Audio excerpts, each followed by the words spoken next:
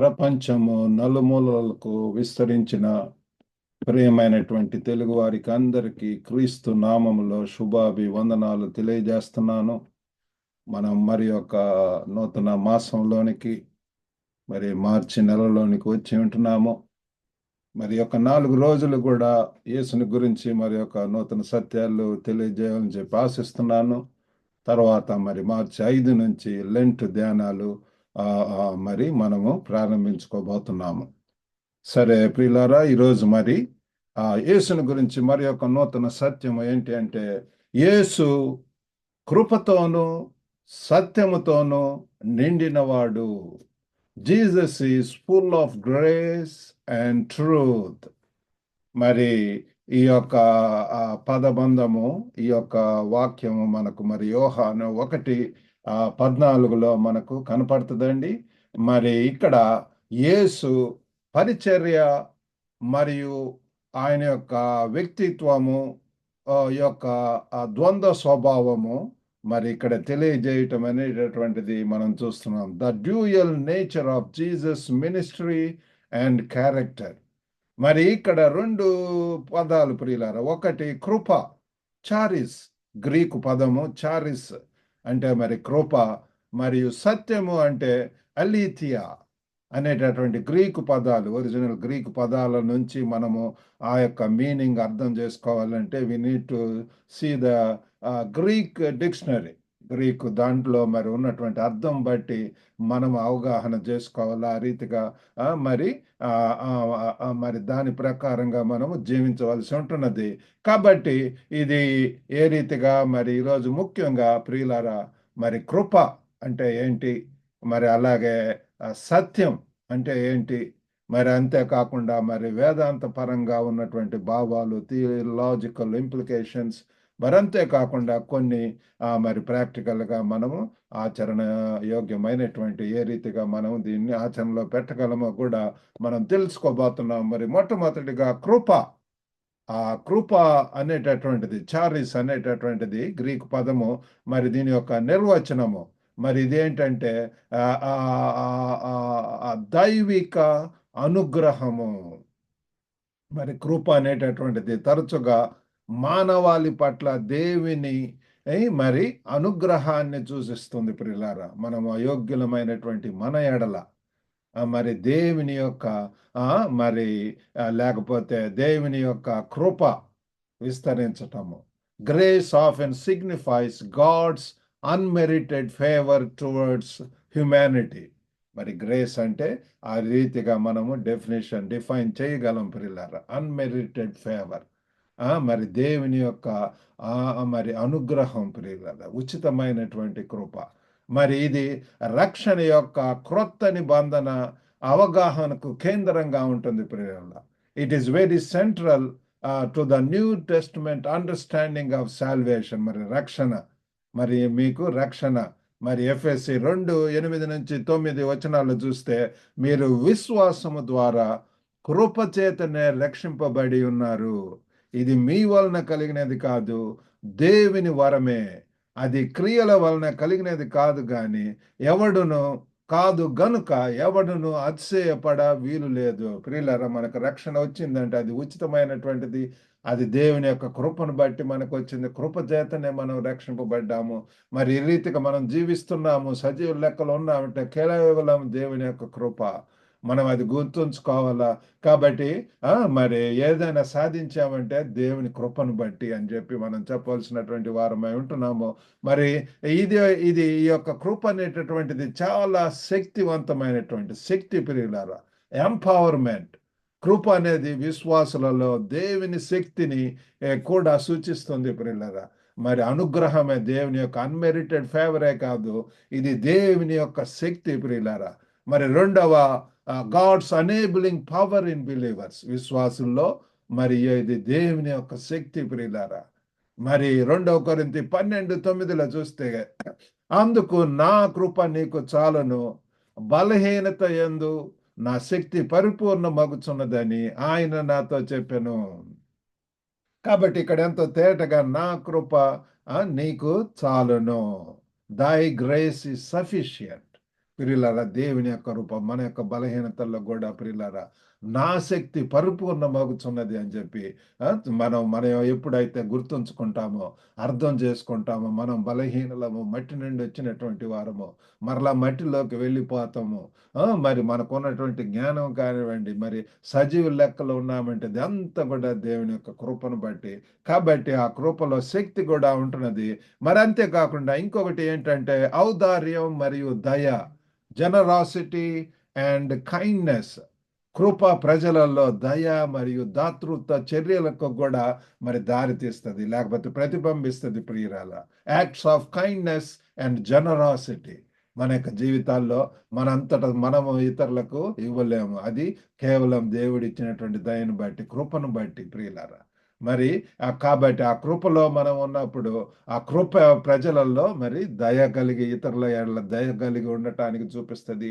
అంతేకాకుండా దాతృత్వమైనటువంటి చర్యలు, జనరాసిటీ, ఇతరులకు అవసరతలో ఉన్నటువంటి వారికి సహాయం చేయటం. మరి యాక్ట్స్, అపోస్తుల కార్యములు 4:33 చూస్తే, ఇదిగాక అపోస్తులు బహుబలముగా ప్రభు అయిన యేసు పునరుద్ధానమును గూర్చి సాక్ష్యం ఇచ్చిరి, దైవ కృప అందరి యందు అధికముగా ఉండెను.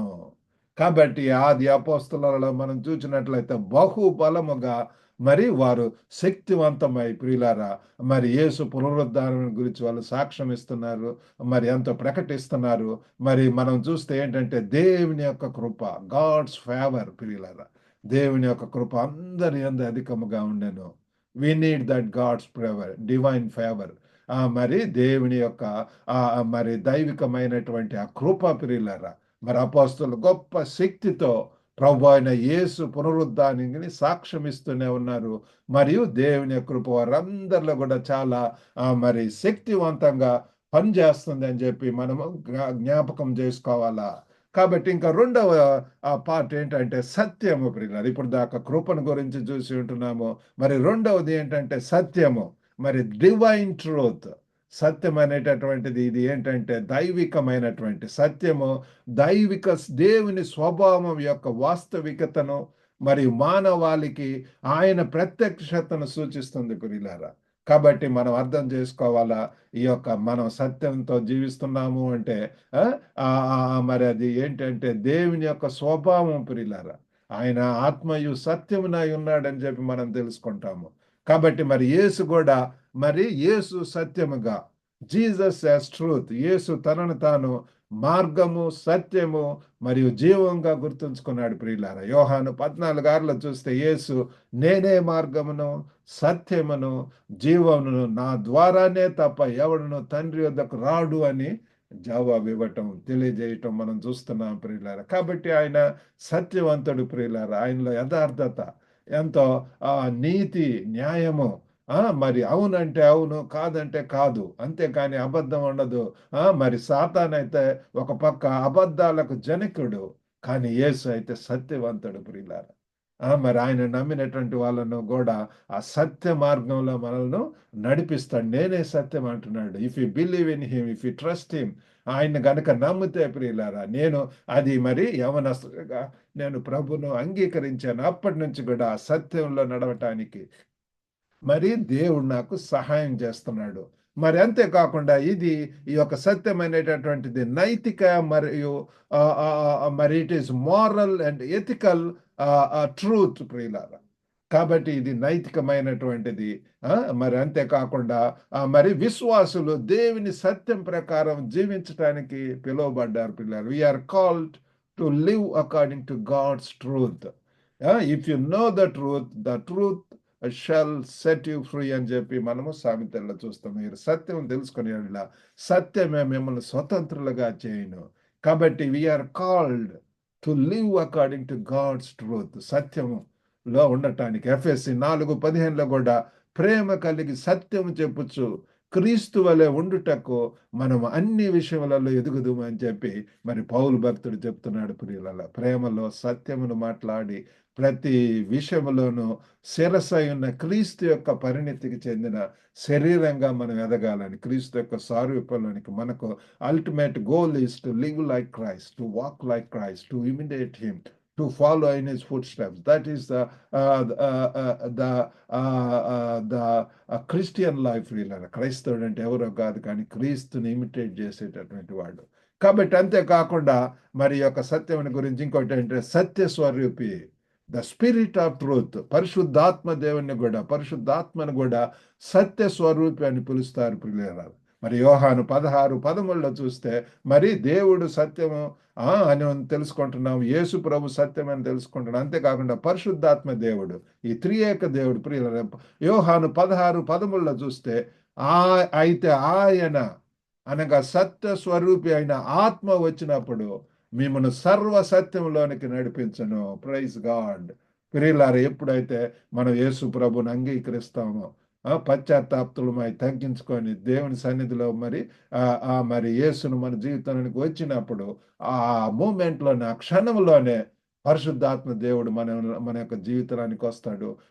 అప్పటి వరకు కూడా అనేక రకములైనటువంటి వివిధ రకములైనటువంటి శక్తులతోటి, దుష్ట ఆత్మలతోటి మనము పీడించబడి ఉండవచ్చు. కానీ ఎప్పుడైతే పరిశుద్ధాత్మ దేవుడు మన జీవితంలోనికి వస్తాడో ఆయన సర్వ సత్యంలోనికి నడిపిస్తాడు ప్రియులారా. ఆయన సత్యమే మరి మాట్లాడతాడు, మనల్ని కూడా సత్యంలోనికి నడిపిస్తాడు.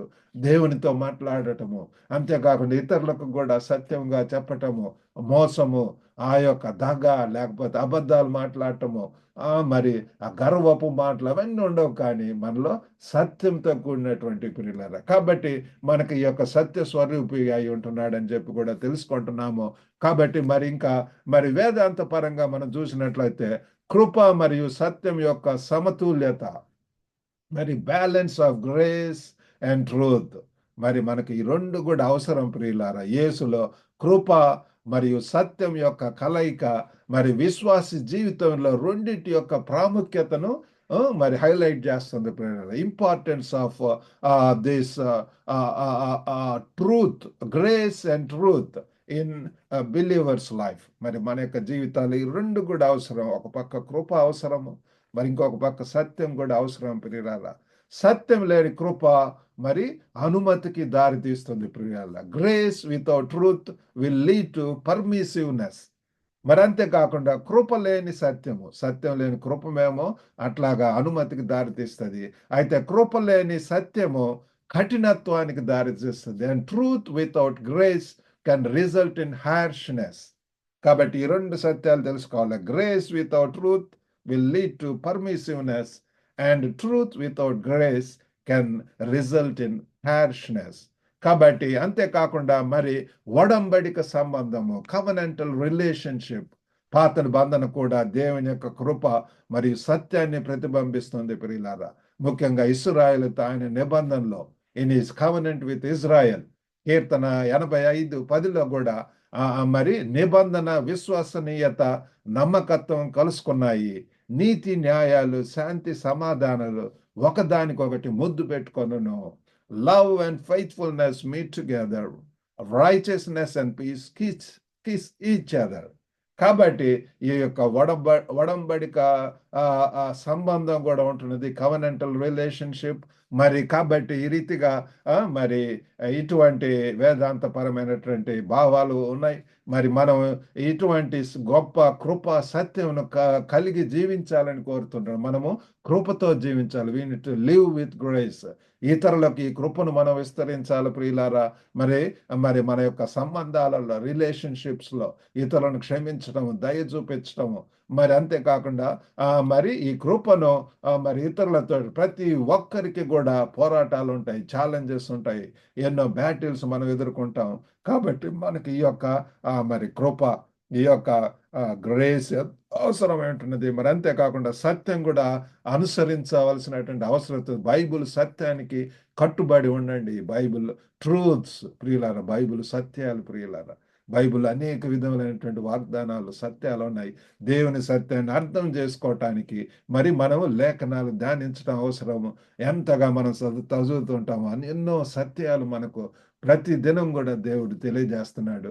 ఈ దినాల్లో మరి ఈ యొక్క షార్ట్ సెర్మన్స్ ద్వారా ప్రతి దినం కూడా మరి దేవుని సన్నిధిలో ధ్యానం చేస్తున్నప్పుడు ఎన్నెన్నో మరి నా యొక్క జీవితానికి అవసరమైనటువంటి ఎన్నో ఆత్మీయ సత్యాలను నేను తెలుసుకుంటున్నాను ప్రియులారా. ఆ రీతిగా మరి ప్రతి ఒక్కరికి కూడా మరి బైబిల్ అధ్యయనం చేయటం, మరి దాని బోధనల ప్రకారం జీవించటానికి మరి అంతే ప్రామాణికమైనటువంటి విశ్వాసాన్ని ఇది మనల్ని మరి ఆత్మీయంగా మనం అభివృద్ధి చెందటానికి ఇవి నడిపిస్తుంది ప్రియులారా. ఈ రీతిగా మరి దేవుడు మనందరికి కూడా మరి సహాయం చేయను గాక.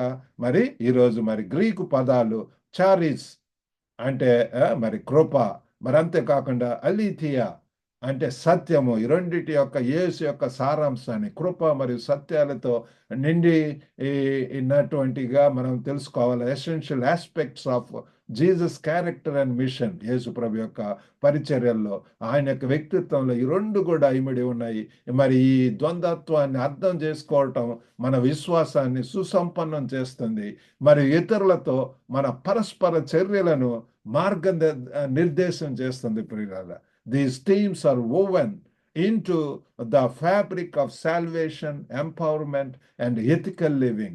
కాబట్టి ఈ యొక్క కృప సత్యం ఉన్నప్పుడు ప్రియులారా మనకు రక్షణ మార్గంలో నడుచుకుంటాం, శక్తివంతంగా ఈ లోకంలో జీవిస్తాం అపొస్తలులాగా.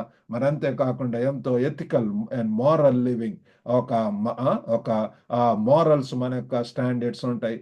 మంచిగా నీతి న్యాయాలతో బ్రతుకుతాం ప్రియుల. మన జీవితాల్లో కృప మరి సత్యాన్ని స్వీకరించడం ద్వారా మనం క్రీస్తు స్వభావాన్ని ఈ లోకంలో ప్రతిబింబిస్తాం. యేసు ప్రభు ఈ లోకంలో ఆయన full of grace and full of truth అని చెప్పి మనం తెలుసుకున్నాము.